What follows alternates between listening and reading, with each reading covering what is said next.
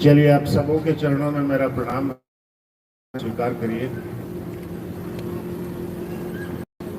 लोनी गाजियाबाद का ये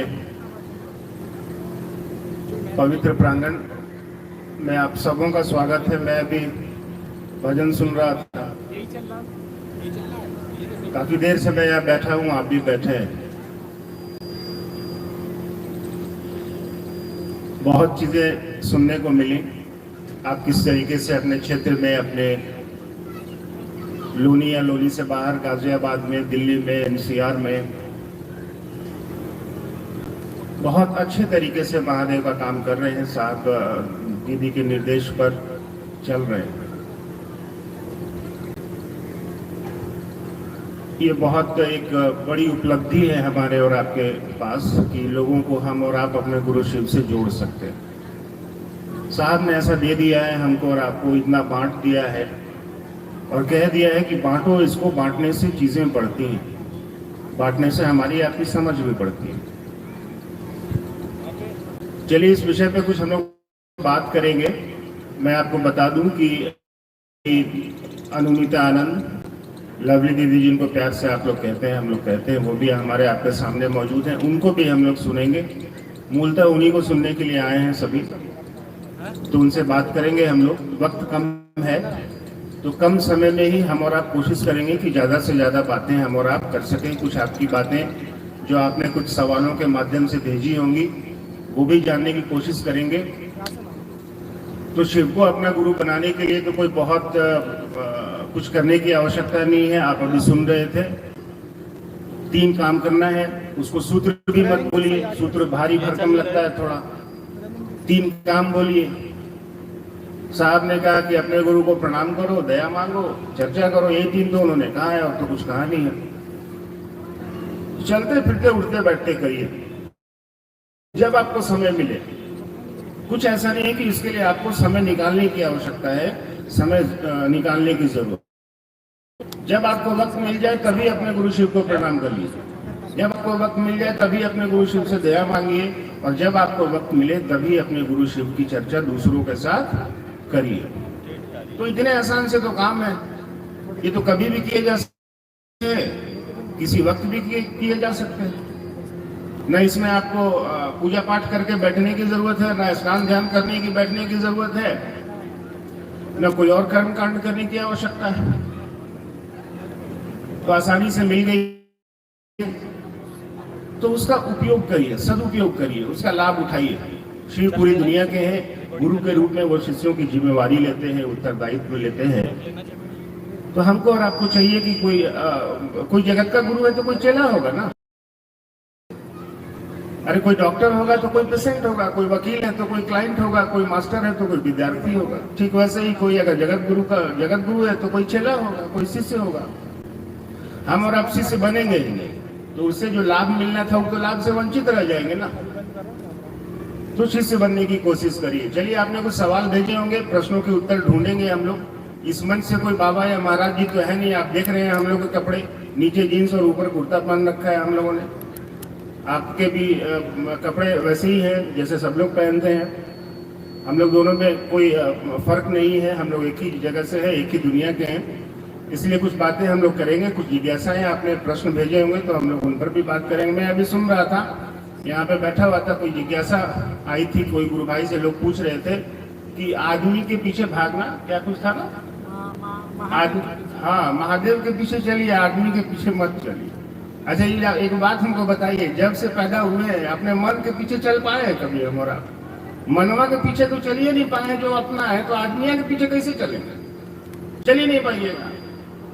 और पीछे तो चलना है तो शिव के ही, तो हमेशा कहा है चलो शिव की, और उन्होंने ये नहीं कहा कि आओ मेरी ओर। उन्होंने क्या कहा? चलो शिव की ओर। वो जानते हैं इस बात को कि जिसकी तरफ चलने से लाभ होना है, जिसकी तरफ चलने से आपके जीवन में बदलाव आने हैं, आपको खुशियां मिलनी है, वो एक ही दे सकता है, वो है शिव, जो कि आपका गुरु है।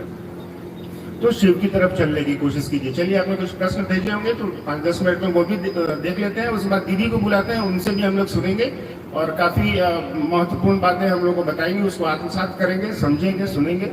मैं तो आता ही रहता हूँ दिल्ली, आप लोगों से मिलता ही रहता हूँ, इसलिए ये नहीं सोचिएगा कि मोनू भी आए 10 मिनट बोल के भाग गया। चलिए। जिज्ञासा है जवाहर नगर से शकुंतला गुरुबहन का कि शिव और शंकर में क्या अंतर है, भैया जी कृपया बताने का प्रयास करें। अरे कोई अंतर नहीं है। अरे मोनू बाबू में और अभिनव आनंद में क्या अंतर है? दोनों तो एक है ना भाई, आदमी तो एक, नाम बदला है। अब आपके पति हैं, आपके पति भी हैं और गाड़ी भी चलाते हैं, तो उनमें और ड्राइवर में क्या अंतर है? कोई अंतर नहीं, उनके कामों में अंतर है ना। शंकर शब्द जो है वो शंग नो वरुणा, देखिए भारतीय नौसेना का जो लिखा रहता है, शंग हो गया रक्षा करने वाला, शंकर रक्षा करने वाला है ना। और वो शिव भगवान है, भगवान के रूप में वो ईश्वर का भी काम करते हैं, गुरु के रूप में वो शिव गुरु हो जाते हैं, शंकर के रूप में वो रक्षा करते हैं, रुद्र के रूप में वो रौद्र अवतार लेते हैं। बहुत सारी चीजें, बहुत सारे रूप हैं उनके, जितना आप सोच सकिए। तो रूप काम बदलने से नाम बदल जाते हैं, है ना। साहब वो कहानी सुनाते हैं कि एक बार मैं गाड़ी बैक कर रहा था, तो हल्का सा वो आदमी को थोड़ा सा सट गया, ज्यादा सटा भी नहीं। तो आदमी पीछे से बोला, ये ड्राइवर साहब लौकत नहीं थे। साहब ड्राइवर साहब थोड़ी, साहब ड्राइवर थोड़ी, लेकिन उस समय वो गाड़ी चलाने का काम कर रहे हैं तो ड्राइवर है। लेकिन वो साहब श्री हरिंद्रानंद भी हैं, वो पिता भी हैं, है ना। तो अब काम बदलेंगे तो नाम बदल जाता है। जैसे एक बच्चे के पिता है, वो पिता के रूप में भी है, और स्कूल में जब पढ़ाते हैं तो मास्टर के रूप में भी है। आदमी वही है, काम बदल जाता है, और कोई बात नहीं। चलो। एक गुरुबहन का जिज्ञासा है कि प्रसाद चढ़ाना या प्रसाद वितरण करना क्यों मना किया जा रहा है या किया गया है। प्रसाद भेंट करना तो एक भाव है, भैया जी स्पष्ट करें। आप अपना आवाज कम कर लीजिए, मैं अपना वॉल्यूम बढ़ा लेता हूँ। फिर से पढ़ो। प्रसाद चढ़ाना या प्रसाद वितरण करना क्यों मना किया गया है। प्रसाद भेंट करना तो एक भाव है। प्रसाद में क्या चढ़ाते हैं आप लोग, बोले बताइए। हाँ वही बात। आपका दामाद कभी घर पे आए तो उसको आधा किलो मकुंदाना खाने के लिए ना, एक गिलास पानी खाने का चीज है। तो महादेव को कहा चढ़ाते हैं, बढ़िया बढ़िया चीज चढ़ाइए, काजू किशमिश छोहाड़ा, बढ़िया बढ़िया गुलाब जामुन महादेव को चढ़ाइए, कोई दिक्कत नहीं, चढ़ाइए, गरीबों में बांटिए, खिलाइए ना, क्या दिक्कत है। लेकिन हम लोग बढ़िया वाला चीज नहीं चढ़ा देंगे, हम लोग चढ़ाएंगे मकुंदाना। कुत्ता को भी दे दीजिएगा तो नहीं खाएगा, है ना। अब उस शिव को तो आपका कुछ नहीं चाहिए भैया, उसके पास हम और आप है, खाते भी हम ही और आप हैं। तो जब एक आदमी हमको फोन किया, भैया गृह प्रवेश है, मकान मेरा बन गया है, तो सोच रहे हैं शिव चर्चा कराने के लिए। हम बोले तो बढ़िया बात है, कराओ शिव चर्चा। तो गांव के लोग गुरु भाई गुरु आएगा तो खाना वाना क्या खिलाएंगे भैया, प्रसाद उसाद चढ़ाएंगे, तो थोड़ा बता देते क्या क्या प्रसाद चढ़ाना होगा। हम बोले ये सब की जरूरत नहीं है, कुछ गुरु भाई गुरु बहन को बुला लो। अरे बहुत होगा, एक कप चढ़ने ने भैया, चाय तो कैसे छोड़ देंगे, इतना बढ़िया घर बनाए थे, हम मनता चर्चा था मेरा, माने हुए थे, तो आप थोड़ा बता देते। हम तो नहीं माना, हम लोग ठीक है कल फोन करना, कागज कलम लेके। तो बोला हाँ भैया। कल 4 बजे शाम में हमको फोन किया, भैया आप कहे थे ना फोन करने, प्रसादी लिखवा देते, थोड़ा क्या क्या चढ़ाना है। हमने हाँ लिखो, 4 बोरा काजू। तो पहले तो लिख लिया, काजू तक तो ठीक था। उसके बाद 10 बोरा किशमिश, 20 बोरा छोहाड़ा, उसको करीब 5-10 लाख रुपए का सामान हम लिखवा दिए। उसके बाद लास्ट में उसका कह रहा है, हाँ भैया इतना में तो जो मकान बनाए हैं वो तो बिक जाएगा। हम लोग बूढ़ बक कहेंगे, तुमको हम 2 दिन से समझा रहे हैं कि कोई चीज का जरूरत नहीं है, कोई चीज का जरूरत नहीं है, नहीं तो खाना है, खिलाना है तो खिलाओ। अरे खिलाना है तो बढ़िया चीज है, गुरु भाई गुरु बहन है भाई, बढ़िया चीज खिलाओ। आपका मन है चढ़ाने का, आप घर में चढ़ाते हैं, चढ़ाइए ना भाई, क्या दिक्कत है। लेकिन जिसके पास पैसा नहीं है, 1 दर्जन केला खरीद के महादेव को चढ़ाने का, वो क्या करेगा फिर। इन सभी चीजों से बचिए। आपकी श्रद्धा है चढ़ाने की, चढ़ा लिए घर में, कोई दिक्कत नहीं है, लेकिन थोड़ा सा बचना चाहिए। अगर आपके पास है तो बढ़िया बढ़िया चीज चढ़ाइए, कोई दिक्कत नहीं, कोई मना नहीं है।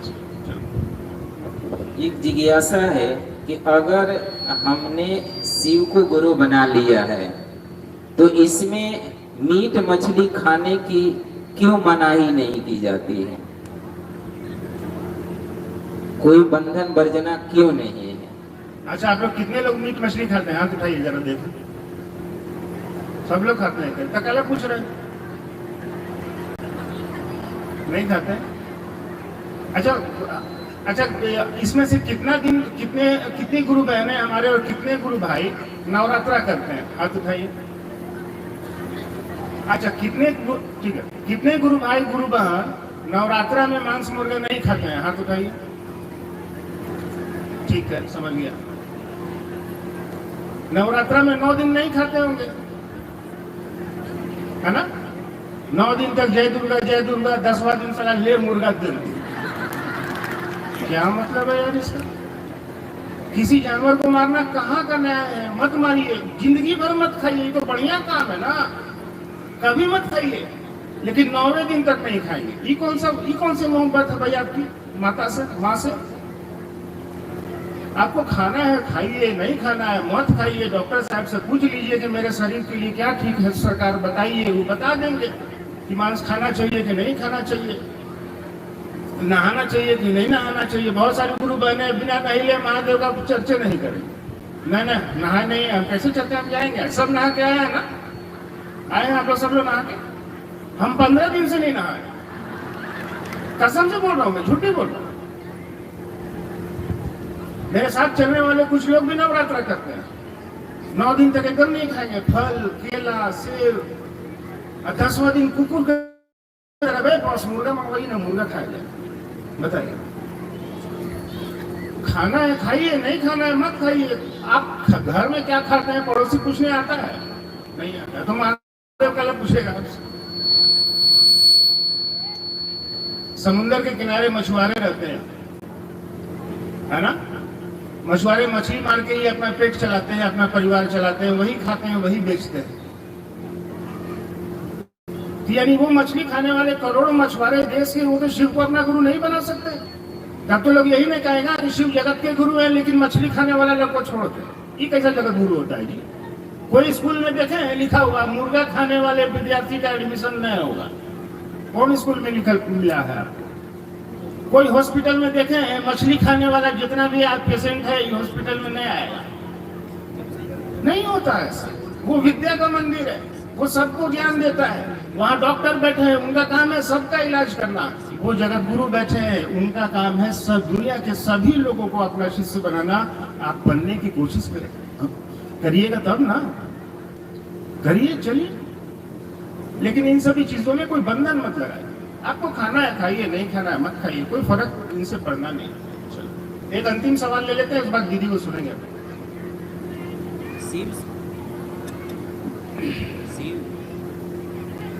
हेलो, एक जिज्ञासा है, शिव शिष्यों का यह लौकिक उद्देश्य प्रत्येक मनुष्य को शिव गुरु की यथार्थ सत्ता से अवगत कराना है।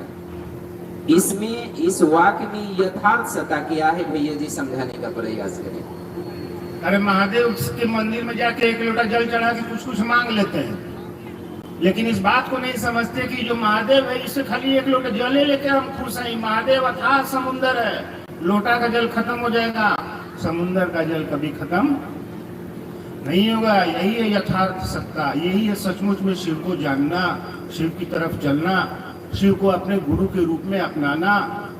हम लोग चापाकल से पानी निकाल के खुश हैं।